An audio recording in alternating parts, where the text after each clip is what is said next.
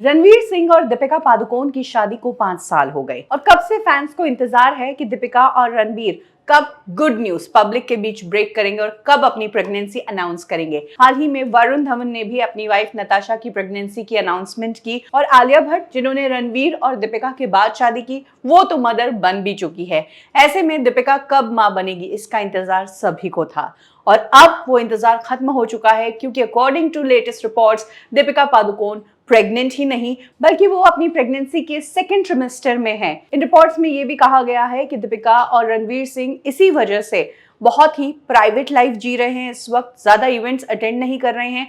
और तो और हाल ही में जब फिल्म फेयर अवार्ड्स हुए तो दीपिका इसी वजह से वहां से गायब हुई, क्योंकि दीपिका अवॉइड करना चाहती थी कि वो बम्प के साथ कहीं स्पॉट हो।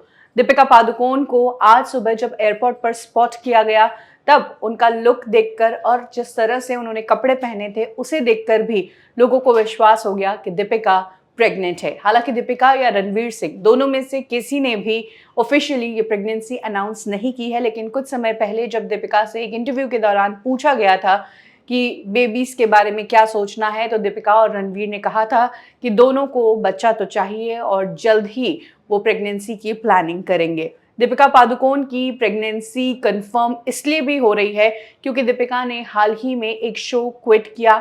इस शो को दीपिका ने साइन कर लिया था, लेकिन अब दीपिका इस शो का हिस्सा नहीं है, उन्होंने ही ये शो छोड़ा है। Deepika the white lotus season 3 का हिस्सा बनने वाली थी, लेकिन अब वो इस शो का हिस्सा नहीं है।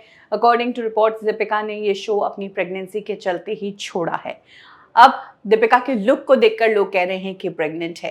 दीपिका को लेकर रिपोर्ट आई है कि दीपिका प्रेग्नेंट है। हालांकि दीपिका प्रेग्नेंट है या नहीं, ये तो खुद दीपिका या रणवीर सिंह ही कंफर्म कर पाएंगे।